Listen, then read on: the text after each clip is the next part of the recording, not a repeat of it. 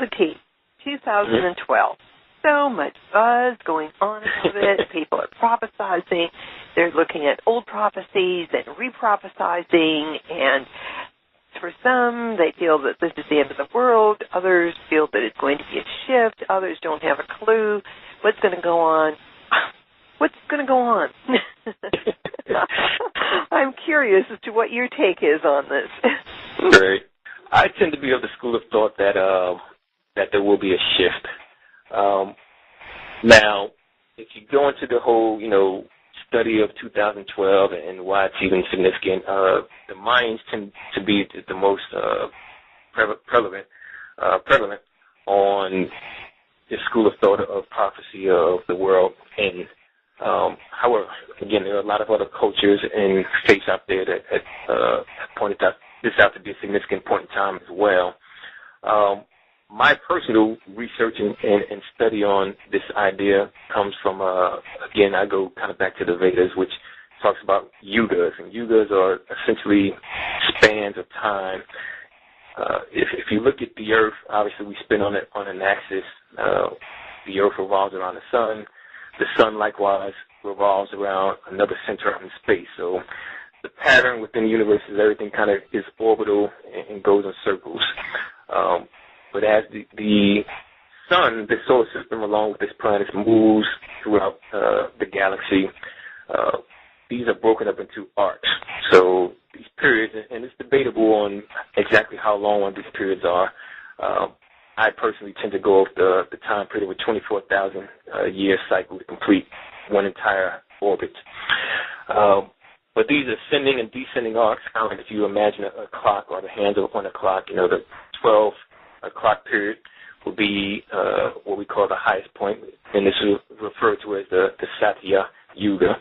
And then the lowest part will be in the 6 o'clock position.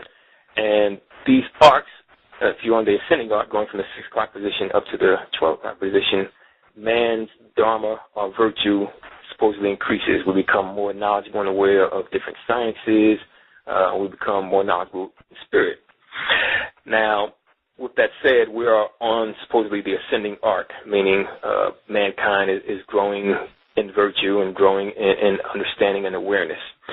This may not be apparent in our day-to-day lives because we all experience the world around us very differently. What can also be said about that is that even though the overall ascension of I guess, lack of better words, collective consciousness may be increasing or growing, there are certain times, trigger points, that tend to bring that about. So, for example, since 9/11, 2001, a terrorist act obviously got the world's attention. Initially, we had, the U.S. speaking, had the sympathies of the world around us. Most people understood and rationalized that some sort of strong reaction was necessary. It's only when we allowed the fear to consume us that we kind of went a little too far. And most people at this point would probably agree that, the invasion of Iraq might have been going a little too far with it. Even though, the argument is that, hey, we got rid of an evil dictator, and that may be true. The problem is that if you start to believe that through force you can bring about long-lasting good, you're kind of missing the spiritual message that lies beneath that. So with that said, what I'm really trying to make here is that 2012 may be a significant change in the collective consciousness of mankind, which hopefully will be for the better good. With that said, there could be something, poor economy, could be a global event, it could be a catastrophic event that kind of triggers or kind of wakes us up out of that spell or delusion that sometimes we get fall into, believing that, hey, this is the way to make a better world. And sometimes that lesson has to be kind of learned the hard way for us to kind of advance beyond that. That kind of answer that question there? Well, I think so. All right. Yeah.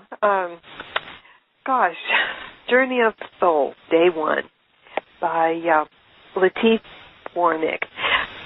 This is it's a very good book. It's deep.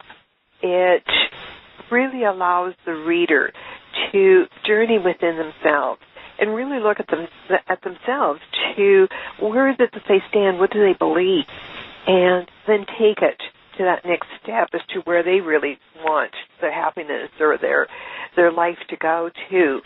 And I really commend you for writing this book. Thank you. Thank you very much. So let's give our listeners your website address. All right, great. The website is www.theonesoulwithin, and that's THE, the numerical 1, soul, SOUL, within, WITHIN.com. Great. The one soul within, and that's all there is, isn't there? Yeah. I really like the domain name. Now, Lateef, before we close, how about some words of wisdom to our listeners? I'll do my Well, what kind of prompted me to write this book in the first place, again, I've always held the beliefs that I have about metaphysics and a universal approach to religion. I've had many friends over, past 10, 20 years, and as long as we're engaging or acting on one level, whether it's, going out for drinks, hanging out after work, playing basketball, whatever the case may be, people get along fine. Most of us learn in the workplace two things you don't talk about is religion and politics. Yes. And you would come to find out that people that you've known for a very long time and had great friendship with assume a lot of things when it comes to each other's religious beliefs. So my purpose in writing this book was really to try to tear down some of those walls and say that, hey, if you really take the time to study your own particular faith, whatever that may be, and not telling anyone to change religions, but if you took the time to actually study some other faiths, you would start to see a lot of similarities in those teachings. Really boils down to the golden rule. Do unto others as you would have them do unto you. When the disciples asked Jesus, what are the two greatest commandments? His first one said, love thy God with all thy might and thy strength. And the second was unlike the first, which is to love thy neighbor. So the two things I try to promote as far as pearls of wisdom, one, look within yourself. Again, Jesus says the kingdom of God is within you. And secondly, the best things we can do with one another is simply try to practice love. Gandhi, Dr. Martin Luther King, these movements that they led were about nonviolence, which again is synonymous with just love and all embracing that we're all mankind has made it equally. So I would encourage people to develop a personal relationship with God. It can be done through prayer, through meditation, through yoga, through just simple self-reflection, and to, again, try and love one another. Thank you so much, Lateef. And there you go, listeners. If you're asking yourself, why am I here? Where am I going? What is the purpose of life? If you've got those questions, and I'm sure that most of us have, I really encourage you to check out this book called The Journey of the Soul, Day One, and it's by Lateef Warnick. Thanks, Lateef. I really do appreciate you coming on this show and talking to our listeners. And listeners, I hope you did enjoy this interview. I sure did. And this is Irene Watson with Inside Scoop Live. Bye for now.